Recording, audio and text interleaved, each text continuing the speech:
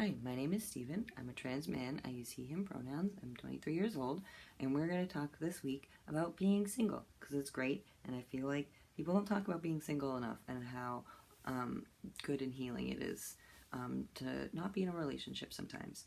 Um, so, you're spending your single time with the goal of making yourself the best person that you can be. So, you're the most important. You're going to give yourself time to learn about yourself, to learn how to love yourself, and to heal and to grow. Not that being single is an in-between time for relationships. You know, it's not just kind of like a buffer while you're waiting for someone. You are, living your own life as your own person, so you're able to make these choices about yourself. So, as always, dress for you. If you're single, wear clothes that make people look at you if that's what you want. Wear clothes that make you comfortable. Wear things that you would be embarrassed to wear with somebody else because you're nervous about getting dressed in front of them. Just wear them because they're your stuff and it makes you happy, so do it. And think about what makes you happy about yourself. Besides all the body dysphoria and trans and sexual stuff aside, like, what about you makes you happy? Like, what do you do that makes you happy? What do you see that makes you happy? What do you eat that makes you happy? What do you smell that makes you happy? And do all those things.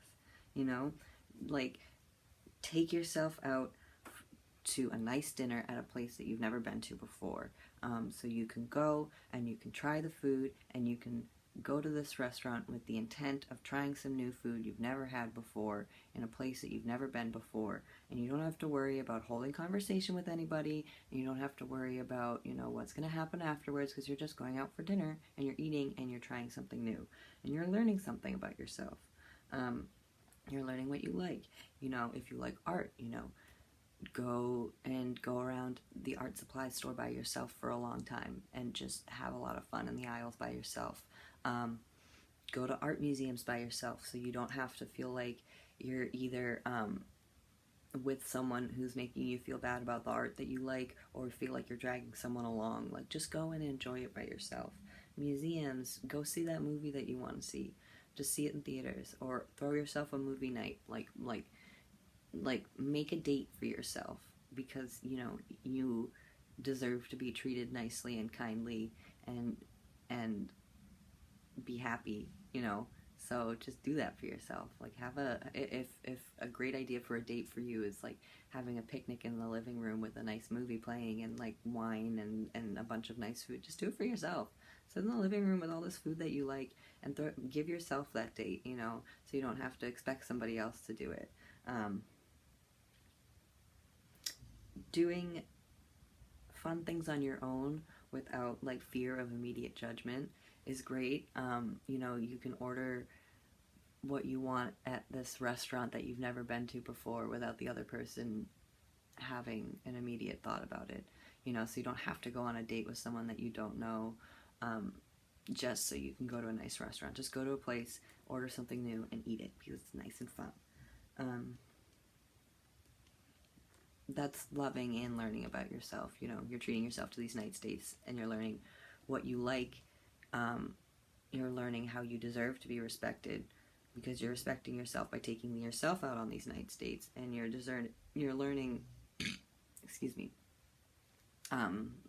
what someone else could join you with, like what things that you really like that you can take other people onto as well.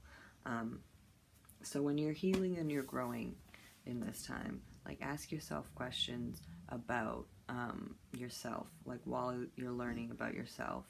Like, what do I like about this? What about this makes me happy? And it gives you a chance to kind of expand, like, oh, if this certain particular piece of art makes me happy, I'll learn about the history of this artist, and I'll learn about the history of this art, and maybe I'll learn about the history of this time period, and maybe I'll get really interested in swords because the swords are really big in this time period, and maybe I'll find this other really cool thing about yourself. So, ask yourself questions. and about yourself as well. You want to be a good person. You want to be an honest, kind person. You want people to come up to you and trust you, and you want people to think that you're a nice person, so you need to learn and give those vibes off. So if you want to see honesty in people, you need to be honest yourself. If you want to see kindness in people, be kind yourself. And this is a world where it's really hard because there's a lot of really mean people out there, and not everyone who is honest and kind to begin with is always honest and kind. But, do your best. Growth isn't constant, and it doesn't look the same for everybody. So, looking at your peers and comparing your lifestyle to theirs is not a good way to heal and grow with those friends. Talk to your friends about their healthy choices in ways that help you grow instead of just looking at their life on Instagram and seeing how great it is. Maybe take your friend out on a nice date and ask what they like and learn a little bit about them and get some insight on how they seem to be so happy, or learn, well, they seem to be this happy, but there's all these issues happening at work. Bring the humanity back into all the social media by meeting all these people and talking to them if you can. A great way to learn about yourself and grow and heal is to talk to a professional. Go to a therapist.